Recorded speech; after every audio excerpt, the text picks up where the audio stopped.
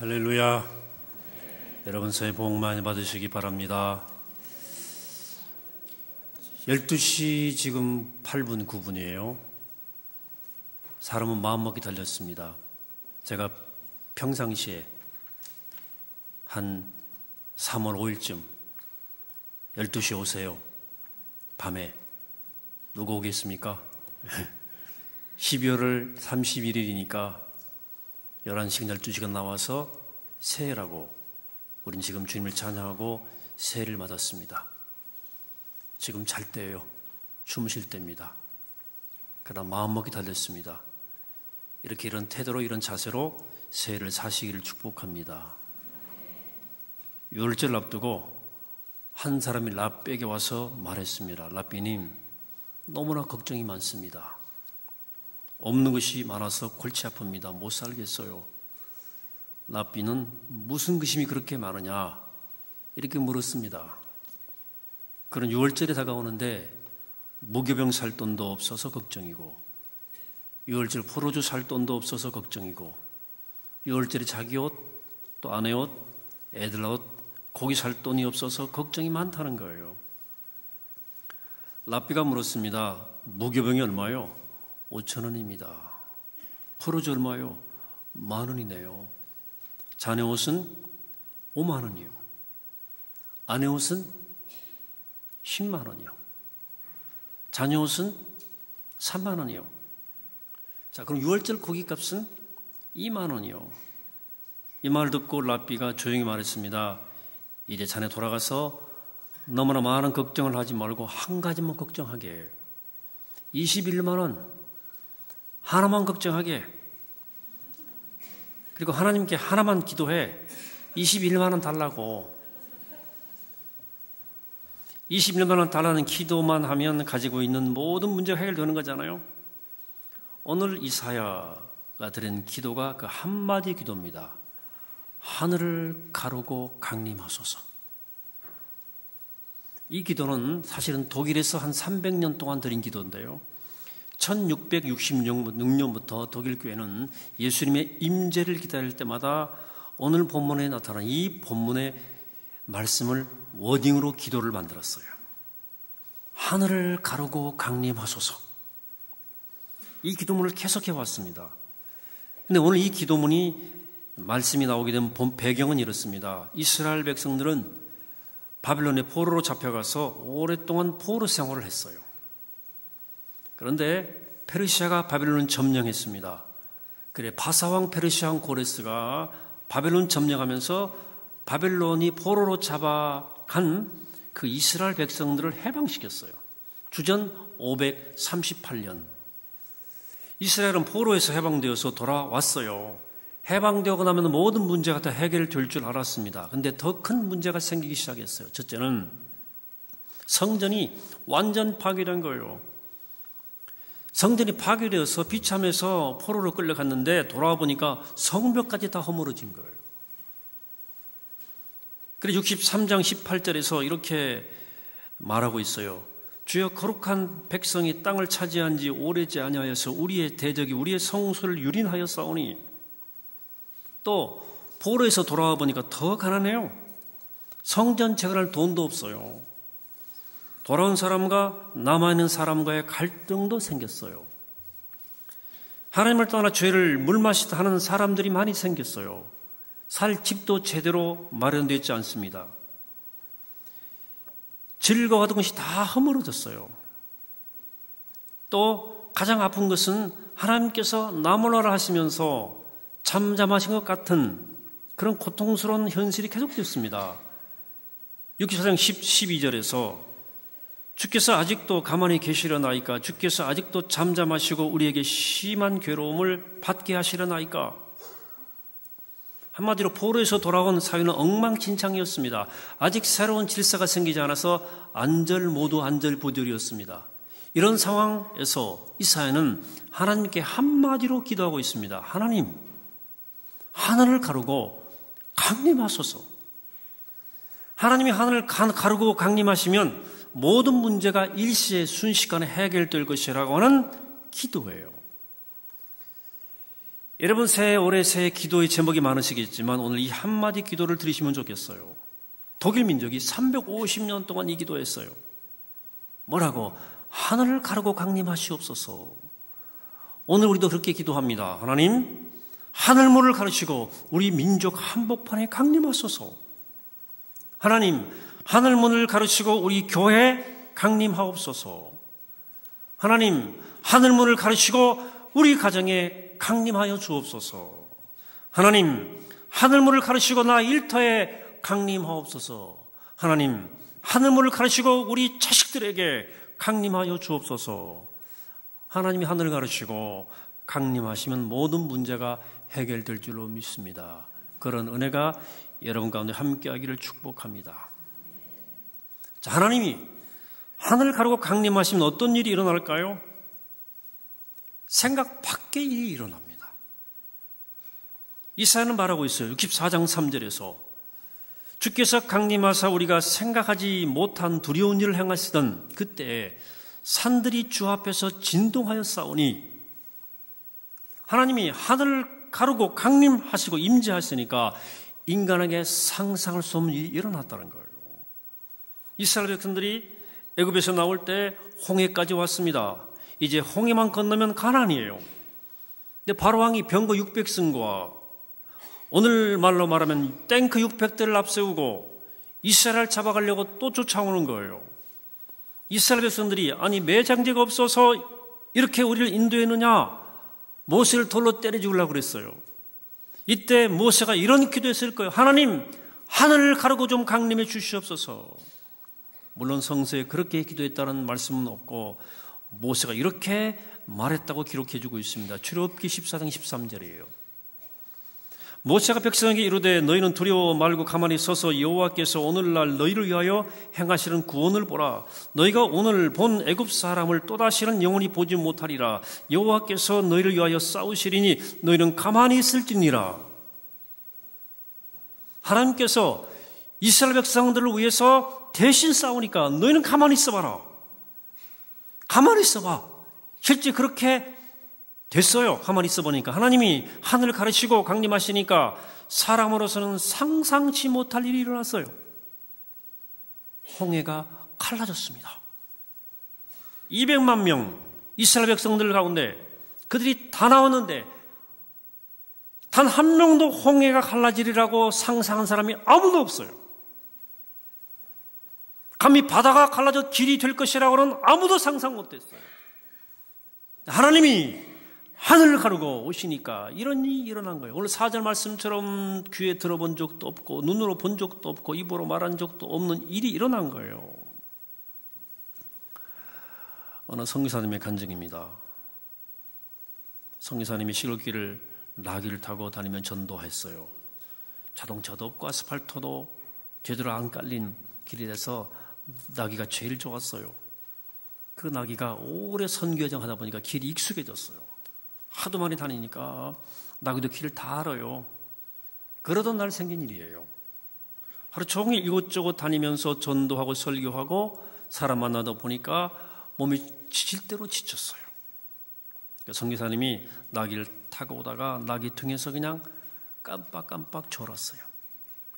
거의 잠들었어요. 한참을 비몽사몽하다가 떡 깨어보니까 너무나 이 나귀가 거친 걸음을 하는 거예요. 툭툭 하는 거예요. 돌짝밭을 같은 길로 딴 길로 가는 거 있는 거예요. 나귀가 평소 가던 길이 아니에요. 생소한 길입니다. 이상해요. 돌고 돌아서 교회에 왔어요. 와보니까 교인들이 모여서 합심 기도하고 있는 거예요. 무슨 일이냐? 전도를 방해하는 폭도들이 그날 선교사가 가는 길목을 지켰어요. 야하려고 칼 품고 기다렸어요. 사람들은 왜 이렇게 나귀가 돌아오는지 사람들은 다 알아요. 하나님이 그 상황에서 하늘을 가르고 이 선교사를 보호하신 거예요.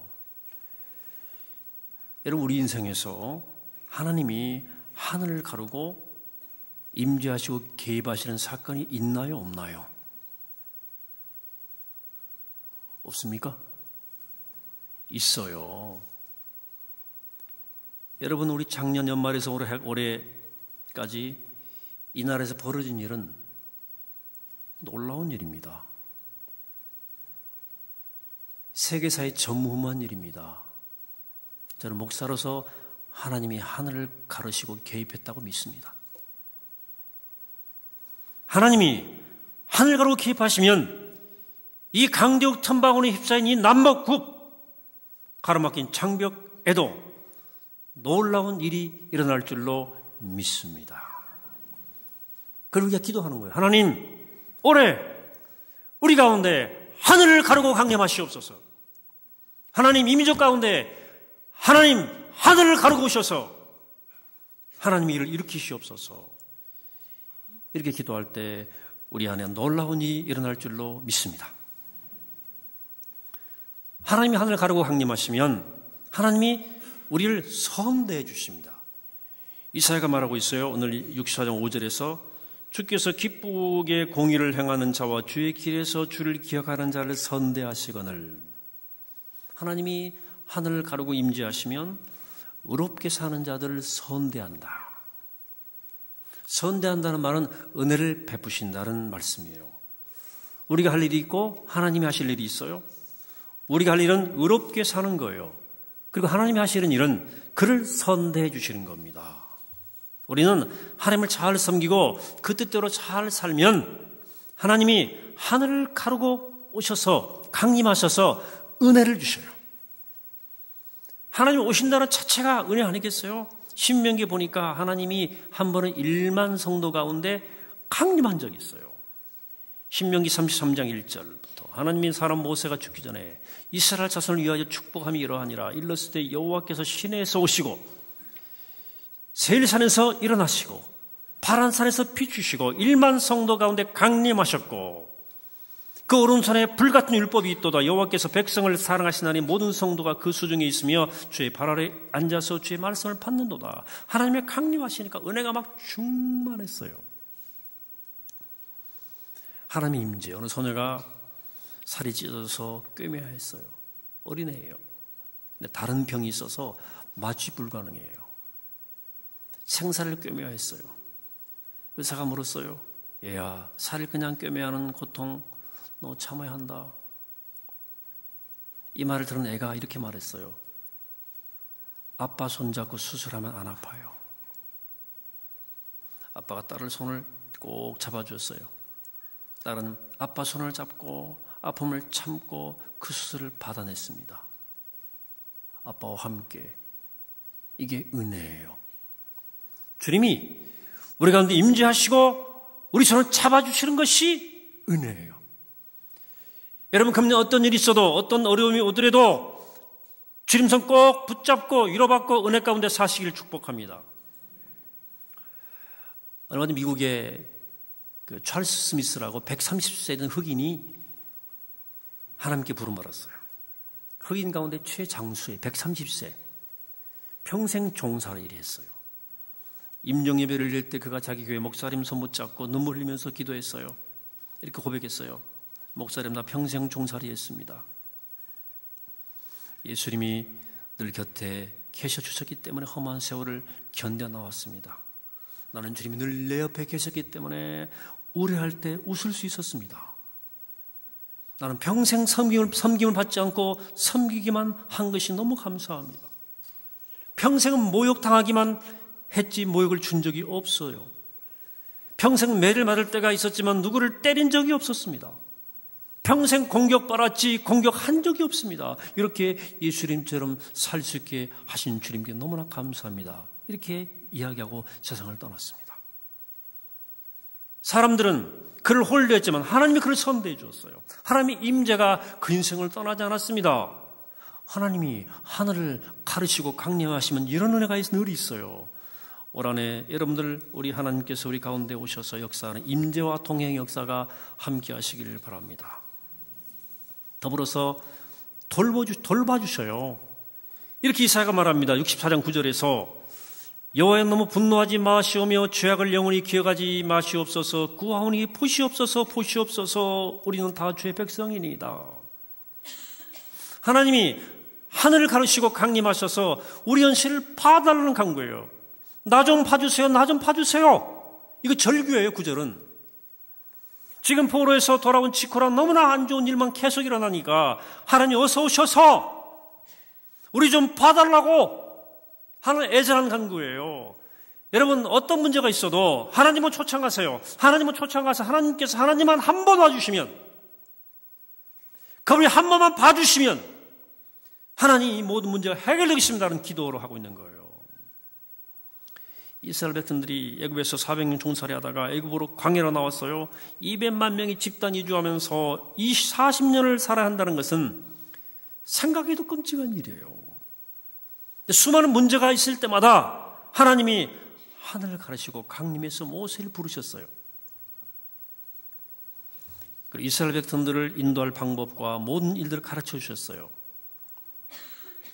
출애굽기 19장 20절 여호와께서 시내산 곧 그 산 꼭대기에서 강림하시고 그리고 모세를 부르시니 모세가 올라가매.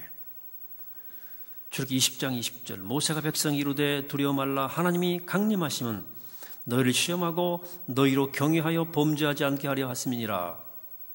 하나님이 하늘을 가르치고 강림하시는 곳에는 하나님이 늘 지키시고 돌보시는 은혜와 축복이 있다는 거예요.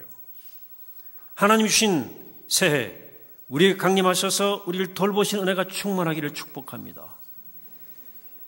예루살렘 시장에서 20년간 채소 장사를 하고 있는 상인이 어느 날 제사장을 찾아가서 이렇게 말했어요. 제사장님, 제가 한 가지 소원이 있습니다. 무엇입니까?